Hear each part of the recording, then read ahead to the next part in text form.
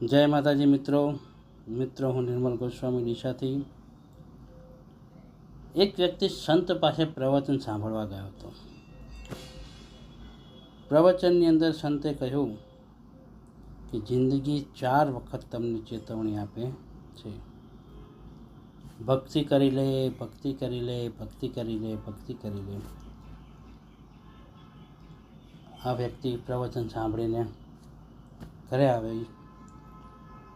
પછી એને વિચાર આવ્યો, અત્યારે તો કે મારે કમાવાનું સમય છે, હું કમાઈ લઉં. જ્યારે ભગવાનના જિંદગીમાં 4 વખત ચેતવણી આવશે એ વખતે કે હું ભક્તિ કરવાનું ચાલુ કરશું. ત્યાં સુધી કે અત્યારે આપણને કમાવા દો. સમય વીતતો ગયો. એક દિવસ બીમાર પડ્યો. ડૉક્ટર છૂટી પડ્યા, ભાઈનો અંત સમય આવી ગયો છે.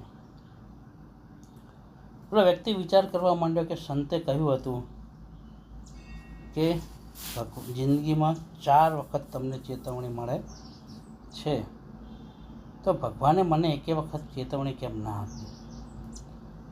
એટલે એના દીકરાને કીધું પેલા સંત પાસે જા અને સંતનાનો જવાબ પૂછે, ભગવાને 4 વખત ચેતવણી આપવાનું કહ્યું હતું, પણ કે તમે એનો જવાબ આપો મને કે મને ભગવાને એકે વખત ચેતવણી આપી નથી અને આજ મારું મૃત્યુ નજીક દેખાઈ રહ્યું છે. પેલો વ્યક્તિ તો એનો દીકરો હતો, એ ગયો સંત પાસે, સંતને વાત કરી. સંત કે તમારા પપ્પાની ઉંમર કેટલી? 75-80 વર્ષની તો હશે. બરાબર છે. તો કે શું તકલીફ શું છે? કે મારા પપ્પા એમ કહેતા હતા કે ગુરુએ એવું કીધું છે કે જિંદગી 4 વખત ચેતવણી આપે છે. કે હા, 100%ની વાત છે. કે મારા પપ્પા એમ કે મને એક વખત ચેતવણી મળી નથી. બેટા સાંભળ, પ્રથમ ચેતવણી તારા પપ્પાના વાળ ધોળા થયા ને, એ પ્રથમ ચેતવણી હતી ભગવાનની કે હવે તું માળા કરી લે. માળા કરવાનો સમય આવી ગયો છે, હવે તું માળા કરી લે. બીજી ચેતવણી તારા પપ્પાના જ્યારે મોતિયો આવ્યો ત્યારે બીજી ચેતવણી આવી કે હવે તો આ બધું ખરાબ કર્મ કરવાનું, જે દાખલા મારવાનું બધું છે તે બધું બંધ કર, માળા કરી લે. ત્રીજી ચેતવણી જ્યારે એના દાંત જતા રહ્યા, તો આ ત્રીજું જે તે અપશબ્દ બોલ્યા હોય કે જે તે વધુ વાણી વર્તન હોય એ બધું બંધ કર અને માળા કરી લે. ચોથી ચેતવણી દવાખાનામાં જ્યારે દાખલ કર્યા હોય ત્યારે ભગવાનની ચોથી અને અંતિમ ચેતવણી આવે છે કે હવે તું માળા કરી લે, હજી તું માળા કરી લે, હજી તું માળા કરી લે. આમ 4 ચેતવણી ભગવાન આપે છે.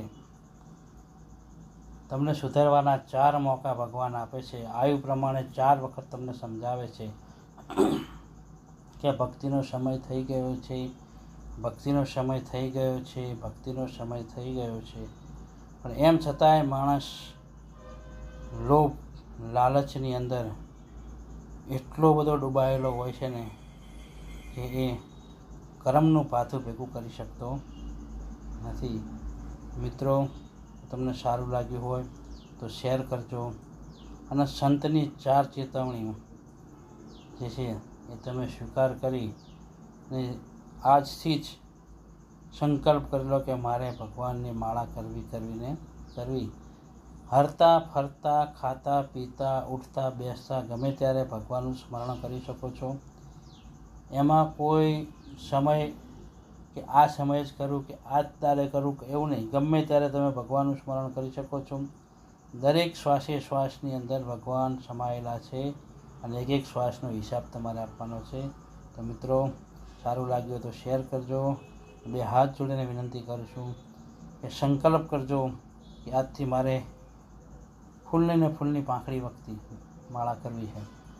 જય શ્રી રામ, જય શ્રી રામ, જય શ્રી રામ. મહાદેવ મહાદેવ.